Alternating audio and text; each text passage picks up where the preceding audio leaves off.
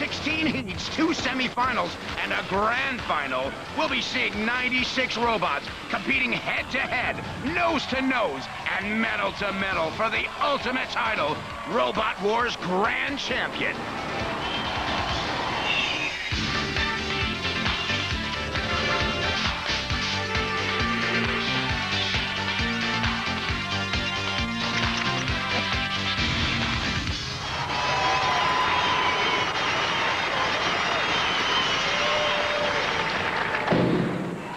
Welcome to Robot Wars Grand Champion.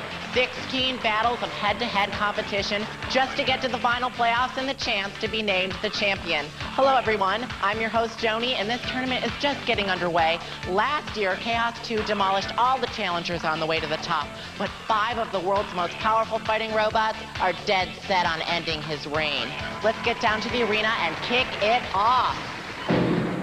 Hang on to the edge of your seats, because you're about to witness mechanical meltdown at its very finest. And here's how Robot Wars works. There's going to be 16 heats in the beginning, and 1 robot from each of the heats goes through to 2 semifinals, where the top 4 will be decided. Then those 4 will smash, bash, and crash their way to find out who will be the Robot Wars Grand Champion. As usual, our house robots will be lurking in the 4-corner patrol zones, otherwise known as CPZs. They are dead metal with a 3,000 RPM serrated saw, shunt as strong as an ox with a powerful diamond edge axe, Matilda with her fearsome tusks of steel, Sergeant Bash. The sergeant carries an awesome flamethrower and devastating set of pincers. And Sir Killalot, the big daddy of them all. Sir Killalot has a deadly lance and hydraulic cutters. Now, the house robots are virtually invincible. If the competitors are foolish enough to stray into one of those corner patrol zones, it can be sliced by Matilda, torched by Bash, crushed by Killalot, tossed, trampled, twisted, and torn. In today's heat, we see the return of last year's Robot Wars champion, Chaos 2, who decimated the opposition. This robot's definitely going to be the one to watch. And with that high-powered gas flipper, he's capable of launching other robots clear out of the arena. Designed by George Francis, he's seated #1 in this competition. So here's how it lines up in Heat A. Attilla the Drum up against King B3 and Medusa 2000. But first up, Atomic, Chaos 2, and Indefatigable. From St. George's in Shropshire, Indefatigable. Indefatigable, just under 200 pounds. It's got electric motors, 2 vicious lift-in spikes, and it's strong as an ox. Our robot is called Indefatigable, and the wheels are from wheelie bins, and the outside is recycled polycarb from telephone boxes, and the inside is aluminium. This is a main weapon forklift truck, and it can lift 75 kgs, and it's got spears on the end, trap spears. From Worcester, Atomic. Atomic, also weighing at 176 pounds. It's got a couple of electric motors, a big old flipper blade, but not much in the armor department. This is our robot, Atomic. She's got polycarbonate sides for protection. She's got twin lifting rams. The cylinders run on nitrogen. It runs on 24-volt motors. And we've got a sharp blade here. From Ipswich, seed #1 and reigning champion, Chaos 2. Bad boy from last year at 175 pounds. He's got electric motors and a fire extinguisher powering that flipper. Boy, you better stay out of his way. Hi, we're back. We won the last war. We've changed nothing on the robot. The only thing we've changed is my beard and a desperate attempt to look younger. Roboteers, stand by. There's Indefatigable with Brian Oliver, Richard Pittman, and Daniel Lloyd, and Atomic with Stephen Bebb, David Bebb, and Paul Francis. And Chaos 2 with George Francis, Ian Swan, and Richard Swan. 3. So what happens here is 2 of these guys will go through, and the one that's immobilized is history. And they're off. Atomic getting a little position there. Chaos 2 with that flipper just driving into Atomic. There's going to be a war of flippers here, it looks like. It's a huge size difference between Chaos 2 and the other bots. Chaos 2, though, with that aluminum and polycarbonate shell, packs quite a wallop. And just look at the flipper. He puts Atomic up on his side. Atomic right up on its side, but it's got a self-correcting mechanism, which it went to immediately and used. And now, Chaos 2's flip Indefatigable. Indefatigable looking like a forklift on a bad day. Chaos 2's taking full advantage of that mean flipper he's got.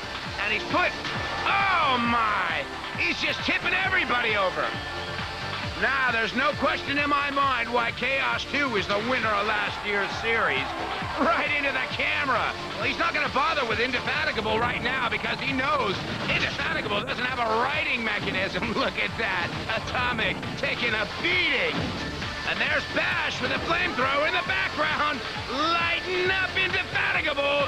Now, you know what happens if they're immobilized for 30 seconds. That's the cue for the housebots to come do the nasty. And Sergeant Bash is having a ball of fire. There's Matilda right up against Atomic. Boy, I tell you, Chaos 2 has just done what his name says. He's gone in there and created chaos wherever he's gone. Look at that, up and over, goodbye. Can anybody stop the awesome power of Chaos 2? Just look at that. Got so much power in that flipper, nothing's gonna stop him. So here's how it looks. Indefatigable out of there. Next up after the break, King B3, Attila the Drum, and Medusa 2000.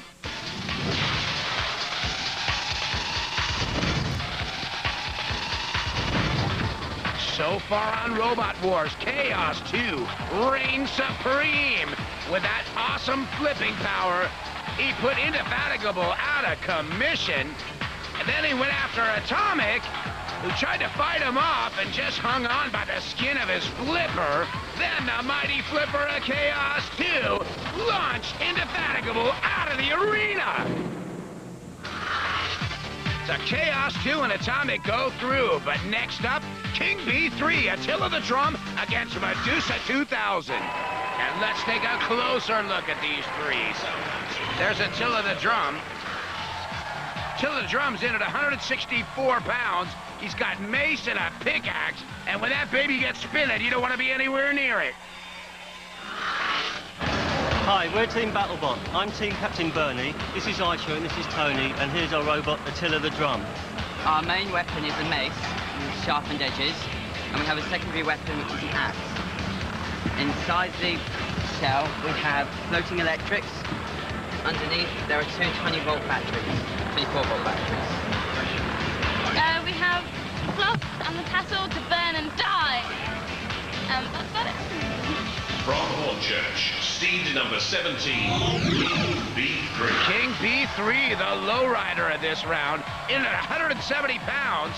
Got a couple of 24-volt motors, circular saw, and spikes, and it's pretty quick. Hi there, Simon, Grant and Tony, back with King B3, a new derivative of the King Buxton series. It's an all-new robot, back from the last two wars, but we've toughened it up. It's all about power steel. We've gone out twice before for overheating, but we've got cooling on the motors, we've got a new engine on the back. We've been seeded, so I think everyone's going to be expecting goods from us, and hopefully we're going to deliver. From Manchester, Medusa 2000. Well, I don't think they'll be turning anybody's head to stone in this round, but at 166 pounds, he's got a couple of electric motors, a rear rotating blade, and he's really quick around the arena. Medusa 2000, our robot. I'm Michael. This is Don. Hello. This is Graham. Hi. Around the front, it's got a lifting arm, which pushes down, lifts the robot up, and it runs on two ball bearings at the front, so it can run while the front fits up. It's made almost entirely from recycled computer parts around the back. It's got a tube that spins with blades in it to take out to the robots. Roboteers, stand by. There's Attila the Drum with Bernie Ryder, Tony Knapp, and Ace Knapp. And King B3 with Simon Harrison, Tony Sharp, and Grant Hornsby. And there's Medusa 2000 with Don Weir, Graham Barron, and Michael Barron. And it's time for some destruction. Attilla the Drum going for the big spin in the beginning. It's too high up for B3, who seems to get away with it immediately. Well, low to the ground is a real key issue here in Robot Wars. Unless you got the scoop of Medusa 2000. Look at that. B3 goes right up over Medusa. No damage to B3 at all, but Medusa 2000, formidable opponent here. Atilla the Drum doesn't seem to be doing much except for getting grinded up. Look at those arena grinders. He's right in between both of them. B3 pushing Atilla the Drum across the arena floor, and Sergeant Bash is getting into the action. Well, B3 has rammed Atilla the Drum right into the corner patrol zone and right into the capable flamethrower of Sergeant Bash. Sergeant Bash is going to let him know, and maybe some of that carpet on Atilla is going to be frying up. It's a good thing Atilla doesn't have any oil in that drum, or else we'd have had to call in the fire department. Atilla rolls out of danger, out of that corner patrol zone, going for a little spin, maybe trying to put the flames out. B3 back into the side of Atilla, but it seems like it's anybody's game at this point. Anybody can come through this one as the victor. There's 10 seconds left now. If they're all rolling, it's going to have to go down to a judge's decision after the 10-second count of this round. They'll be marking on damage, control, style, and aggression. So whichever one of those was slacking in that round, their history. Chaos 2 gets to the next round, but Medusa 2000 wants a shot at the title. We've got more incredible robot action right after this.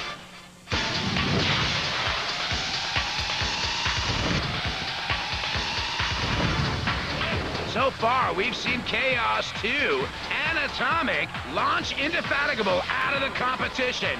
And then it was Medusa 2000 and King B3 that took the fun out of the drum. Now here's how it looks for round 2.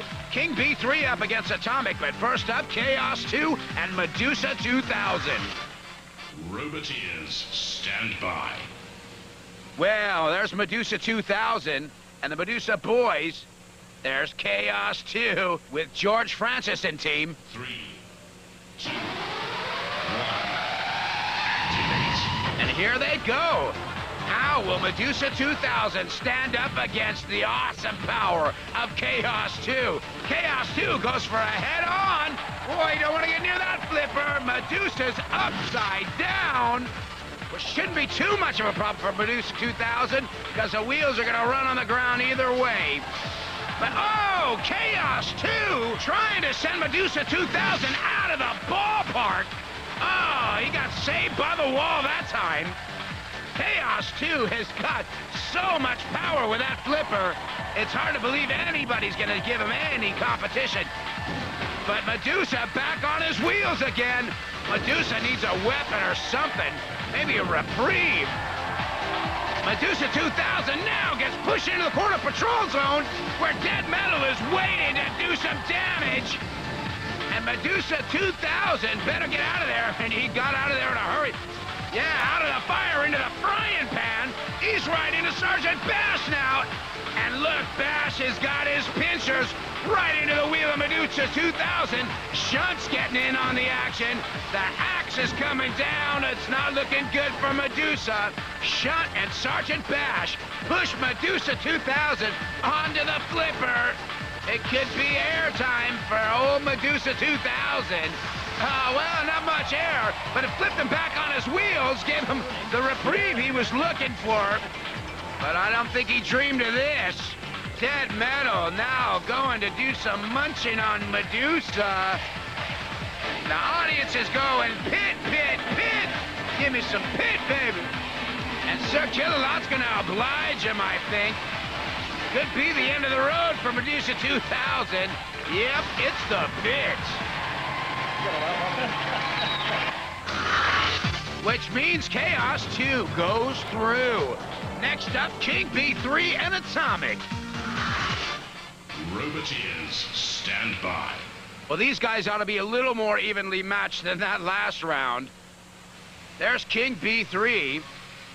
Simon Harrison, Tony Sharp, and Grant Hornsby up in the box. And Atomic with Stephen and David Bebb and Paul Francis. 3, 2, 1, activate. Atomic goes immediately in chase pattern right after King B3. It's a head-to-head right now. These guys are going to test each other's power out, and then we'll see. Atomic goes for the flipper, but doesn't really get any action off of King B3. King B3 back up in the clenches again. Atomic without lifting arm just doesn't seem to be able to get under King B3, who's having his way with Atomic. B3 up and over on the wedge. B3 on the chase now. Atomic going right after B3. B3's upside down, but his wheels are still on the ground as Atomic tries to push B3 into the corner patrol zone. Whoa! Kill-A-Lot is there, and Atomic loses its only weapon, that flipping arm. Well, they should have bolted that one on tighter because they need it in this round. King B3 lines up. Atomic's got one little secret weapon left, and that's that wedge off the front. Those arms aren't going to do anything now, buddy. You just might as well forget about it. But B3 is up on his side. Atomic can still get it underneath him. He can still put him out of the arena if he tries. There's those arena spikes pushing B3 back into action, but it looks as if B3 could be immobilized, which would be a real upset. Kill-A-Lot comes in there with the pinchers on King B3, and he's dragging B3 away, ever closer to the inevitable hole. They were doing so good, too. And they must have burned a motor out or something, because they sure aren't running now. They're only going one way, and that's down.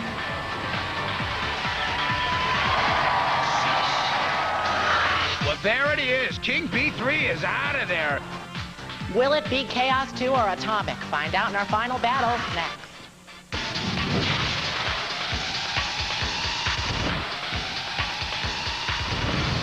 Now let's recap what's happened up into the final. Indefatigable got tipped up and out of there by Chaos 2. Then Chaos 2 went up against Medusa 2000 and flipped him out of contention. Then the low center of gravity of King B3 up against Atomic. Atomic with that lifting arm, or should I say breakaway arm, managed to sneak through while B3 burned its motors out. So here's what you've been waiting for. Chaos 2 versus Atomic in the final of Heat A. From Ipswich, seed number 1 and reigning champions, the Chaos 2 team. About as big as a seed, too. And there's Atomic. They fixed the arm. They're gonna need it. George Francis there with a box for Chaos 2. And there's Stephen Bebb, the farmer, for Atomic. Stand by. 3, 2, 1. Activate. Chaos 2 immediately off to a bolting start. Chaos 2 takes that flipper again and just is relentless. Anytime anybody gets in the way of that flipper, this time it's Atomic, they've got hell to pay. Just look at the power of that flipper. It's hard to believe it's only one fire extinguisher that's generating all that motion, but he's got the sumo moves down. Put him out of the ring. Poor Atomic hasn't used the riding arm, hasn't done anything, but look just dull, laying up against the ropes. Maybe it's a little rope-a-dope or something. Could be a little strategy, or maybe it's Stephen Bebb's cue to go back to farming. Well, as if Chaos 2 needed any help, Sir Kill-A-Lot's gonna get in there and just throw a block. Chaos 2 flipped Atomic right over Sir Kill-A-Lot, who seems to play a little munchy-crunchy on Atomic. It's a good thing there's no thermonuclear reactors inside that thing, or else the whole audience would be fried. Don't think there's much chance of Atomic to get out of this one. Sir Kill-A-Lot's got him by the haunches. Sir Kill-A-Lot's dragging him ever closer to an inevitable end, which could be the flipper. Let's see if we get any hang time. Oh! Not much in the way of hang time, but Chaos 2 is not done yet. As the Atomic Boys look on in disbelief, Chaos 2, the clear champion in this show, will roll through to be the first heat winner in the semifinals. Chaos 2 picks up right where he left off, keeping his incredible unbeaten streak alive. Who will step up to face him in the semis? Join me, your host, Joni, next time, and we'll find out on Robot Wars Grand Champions. Next time on Robot Wars, you'll see Velociriptor take on the awesome Razor and the ridiculous Robo Chicken. And see how many lives Pussycat's gonna have up against Reptyron and Millian Bug.